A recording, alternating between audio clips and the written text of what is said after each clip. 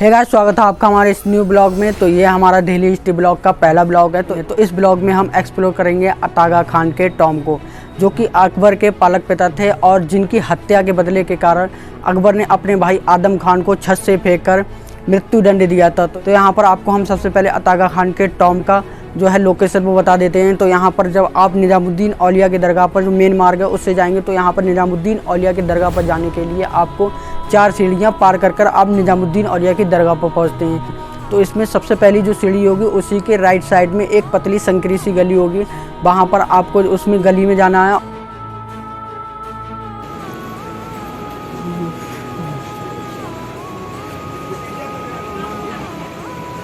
उस गली पर जाने के बाद आपको राइट साइड में मुड़ना है और आपको सामने ही अतागा खान का टॉम दिख जाएगा। तो यहाँ पर अब हम उनकी हिस्ट्री के बारे में बात कर लेते हैं। तो चलते हैं ब्लॉग की ओर। हे गाइस, तो अब हम आए हैं शमसुद्दीन मोहम्मद उर्फ अतागा खान के मकबरे पर, जो कि एक किसान गजनी मीर यार मोहम्मद के पुत्र थे। लेकिन इन्होंने हुमायूं को गंगा रिवर में डूबने से बचाया था, जिस कारण हुमायूं ने इन्हें अपनी निजी सेवा में ले लिया और इनकी जो पत्नी थी जीजी, उन्हें जो अकबर है उसकी पालक माता के रूप में नियुक्त कर लिया गया। अब यहाँ पर जब अकबर का शासन आया तो उन्होंने बैरम खान को रोकने के लिए, जो कि अफ़गानिस्तान में विद्रोह कर रहे थे अकबर के ख़िलाफ़, तो उन्हें अतागा खान को भेजा था उसे रोकने के लिए। लेकिन उन्होंने वहाँ पर युद्ध को समाप्त कर दिया, जिस कारण अकबर जो है खुश होने के कारण उन्होंने इन्हें वकील और सलाहकार और मंत्री के रूप में नियुक्त कर लिया।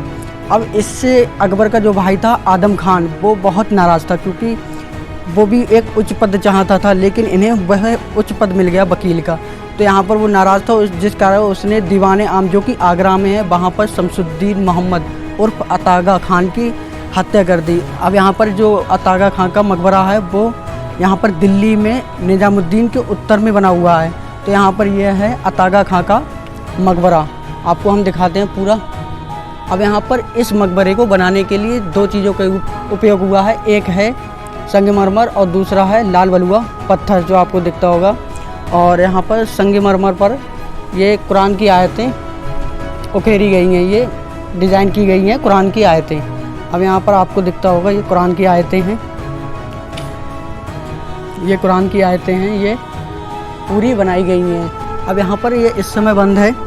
यहाँ पर टॉम में ताला लगा हुआ है, क्योंकि आगा खान ट्रस्ट के द्वारा यहाँ पर मरम्मत का काम चल रहा है और इसकी सुरक्षा की दृष्टि से बंद कर दिया गया है, क्योंकि ये इस समय जर्जर है। और यहाँ पर जब मरम्मत हो जाएगी तो ये गेट ताला खुल जाएगा और इंशाल्लाह जब आप आएंगे तो आपको ये ताला खुला हुआ मिलेगा और आप इसके अंदर का दृश्य देख सकेंगे।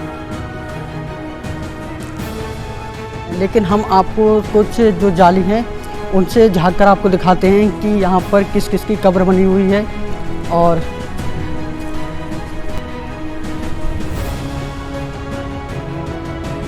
यहाँ पर 3 कब्रें ये मौजूद हैं और एक कब्र ये नीचे की साइड पर मौजूद है। यहाँ पर 4 कब्रें मौजूद हैं अतागा खान के मकबरे पर। और यहाँ पर पता लगाना मुश्किल है कि कौन सी कब्र जो है वो अतागा खान की है। तो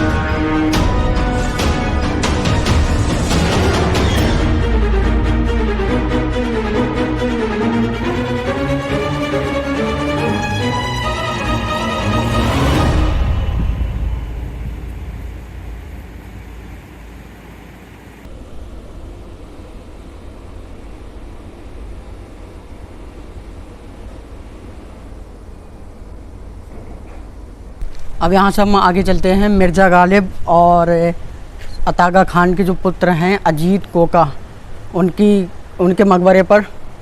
और बने रहिए हमारे ब्लॉग में। अगर ब्लॉग आपको अच्छा लगता हो तो ब्लॉग को लाइक करें और चैनल को सब्सक्राइब करें, जिससे हमें मोटिवेशन मिले अगली वीडियो बनाने के लिए। तो यहाँ पर यह है मकबरे का एंट्री गेट, जो कि पतली संकरी जो है रास्ता है उससे होकर आता है।